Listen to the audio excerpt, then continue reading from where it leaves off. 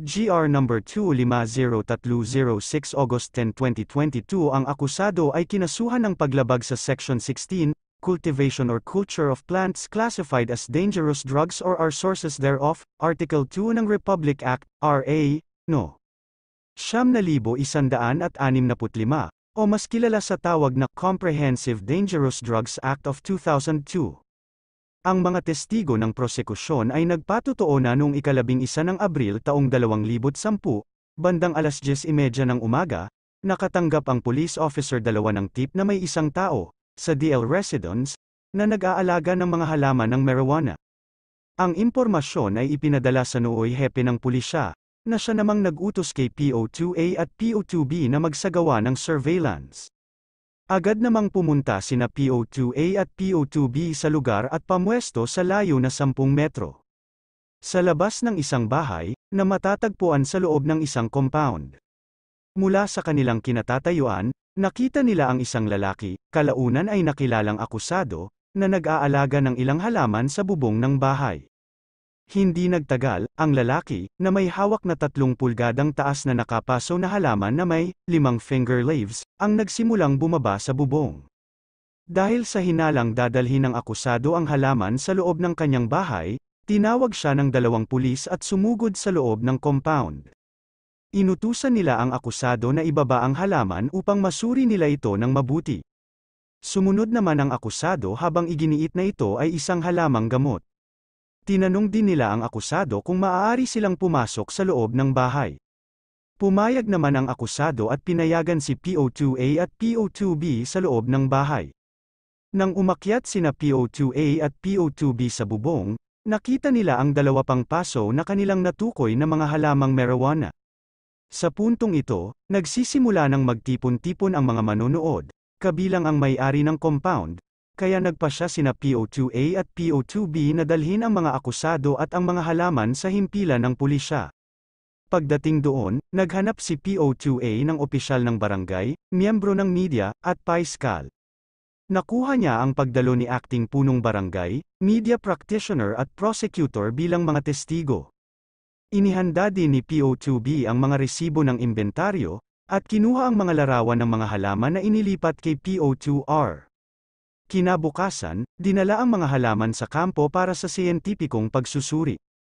Sa pagsusuri na isinagawa ng isang forensic chemist, nakumpirma na ang mga ito ay mga halaman ng marijuana. Mariing itinanggi ng akusado ang mga paratang laban sa kanya. Pinatotohanan niya na sa oras ng insidente, binibisita niya ang kanyang mga in-laws. Sinabi niya na noong araw na iyon, 11 ng Abril taong 2010, hiniling ng kanyang biyenan na linisin niya ang kanilang rooftop. Gayunpaman, nang makita niya ang 3 paso ng mga halaman ng marijuana, nagpasya siyang iulat ang bagay sa pulisya.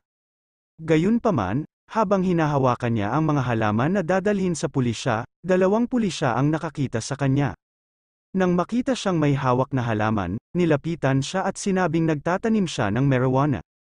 Pagkatapos ay tinanong nila kung maaari nilang suriin ang rooftop at sinamahan sila ng akusado, kasama ang kanyang mga biyenan, kanyang asawa, at ilang mga kapitbahay.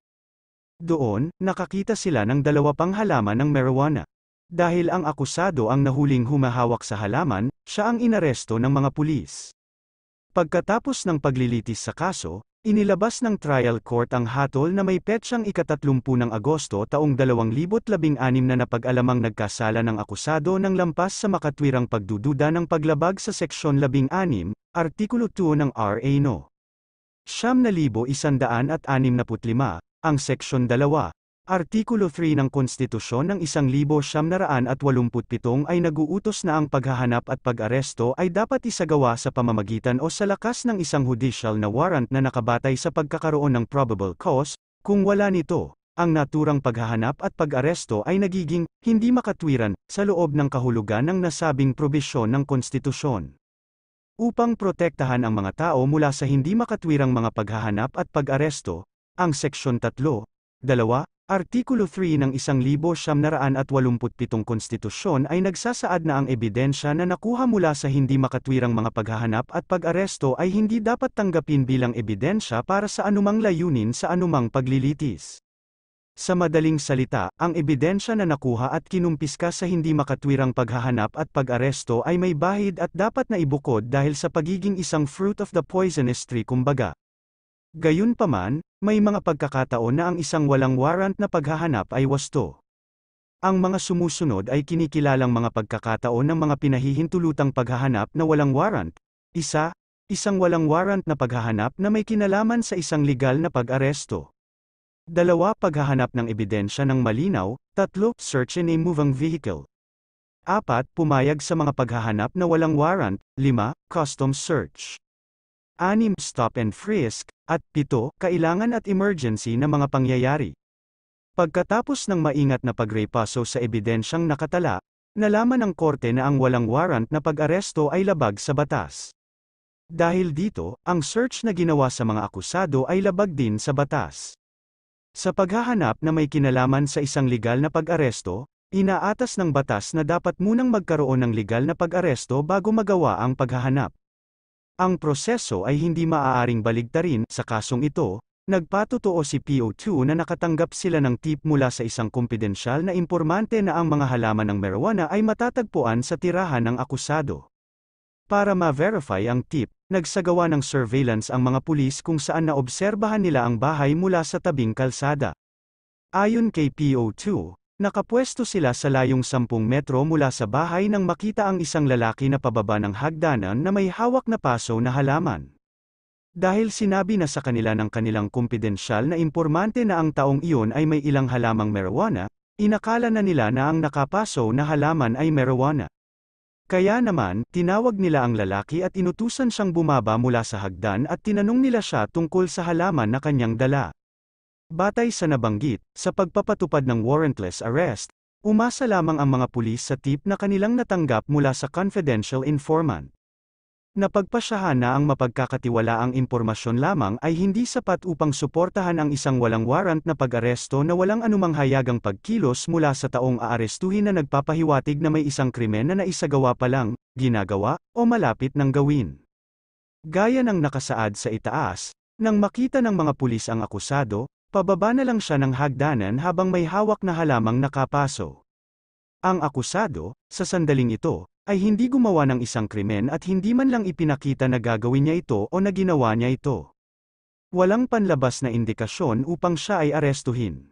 Gayun din, ang katotohanan na ang akusado ay may hawak na paso, na pinaghihinalaan ng pulisya na isang halaman na marijuana ay hindi isang katwiran para maisagawa ang warrantless arrest. Sabi ng korte, ang isang hinala ay hindi magkasing kahulugan ng personal na kaalaman na kinakailangan sa ilalim ng Seksyon 5A, upang magsagawa ng wastong pag-aresto na walang warrant. Malinaw na nagpapahiwatig na ipinapalagay lamang ni PO2 na ang halaman na nakita niya sa paso na dala ng akusado ay marijuana batay sa impormasyong ipinadala sa kanila ng kumpidensyal na impormante. Inamin pa ni PO2 na ang nasabing impormasyon ang tanging batayan para sa kanyang conclusion. Maliwanag, walang personal na kaalaman si PO2 tungkol sa uri ng halaman na hawak ng akusado para makabuo ng probable cause upang maniwala na ang halaman ay talagang isang halaman ng marijuana. Bukod dito, tumstigo si PO2 na nakaposisyon sila sa layong 10 metro mula sa bahay nang makita ang mga akusado na pababa ng hagdanan na may hawak na halamang nakapaso. Sa ganoong distansya, hindi malalaman ng mga pulis ang uri ng halaman na hawak ng akusado. Hindi nila masasabing sila ay may personal na kaalaman na may ginagawang krimen. Kaduda-duda kung paano nakilala ng mga pulis na ang paso na dala ng akusado ay isang halaman ng marijuana. Bago magsagawa ng paghahanap na may kinalaman sa isang legal na pag-aresto, ang pagkakaroon ng isang krimen ay dapat munang mapatunayan. Dahil wala, ang search na ginawa sa akusado ay hindi maituturing na isang balidong warrantless search. Binibigyang din na ang kabiguan ng akusado na tumutol sa iligal na pag-aresto sa kanya ay hindi hadlang para questionin ang mga ebidensyang nasamsam. Hindi rin maaaring isaalang-alang ng korte na ito ang paghahanap na isinagawa sa rooftop kung saan natuklasan nila ang 2 pang paso ng halamang marijuana bilang valid na pinahintulutang paghahanap.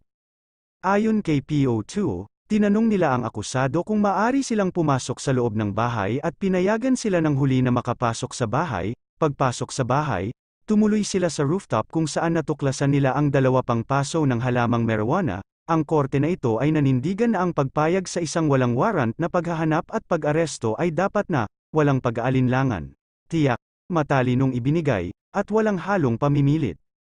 Ang passive na pagsunod sa walang warrant na paghahanap ay isang ipinahiwatig na pagsang-ayon na hindi katumbas ng pahintulot at ito ay nagpapawalang bisa sa pagsasabing ang akusado ay pumayag sa warrantless search. Dito, ang pagbibigay ng pahintulot ay nagpapakita na noong panahong iyon, ang akusado ay napaligiran ng 2 pulis. Kaya, masasabing ang pagpayag ng akusado sa mga pulis na makapasok sa bahay ay isang passive conformity lamang dahil sa pagkakaroon ng mapilit at nakakatakot na kapaligiran. Dapat ding tandaan na tinanong lamang ni PO2 kung maaari silang pumasok sa bahay. Gayunpaman, walang pahintulot na ibinigay upang payagan silang maghanap sa lugar ng bahay, tulad ng pagpunta sa rooftop kung saan natuklasan nila ang 2 paso ng halaman ng marijuana. Kaya, sa pag-aakalang may pahintulot, ang akusado ay pumayag lamang na pumasok sila sa bahay ngunit hindi upang halughugin ang buong lugar ng bahay, partikular na ang pagpunta sa rooftop ng bahay. Alinsunod dito, dahil walang valid na warrantless search sa ilalim ng search incidental to a legal arrest and a valid consented search, ang mga halaman ng marijuana na nakuha mula sa akusado ay hindi tinanggap bilang ebidensya dahil ito ay fruit of the poisonous tree o ebidensyang nakuha na may paglabag sa karapatan ng taong inaresto. Dahil ang mga nasamsam na halaman ng marijuana ay ang mismong corpus delicti ng krimen, ang akusado ay dapat mapawalang sala mula sa napananagutan at agad na palayain mula sa pagkakakulong.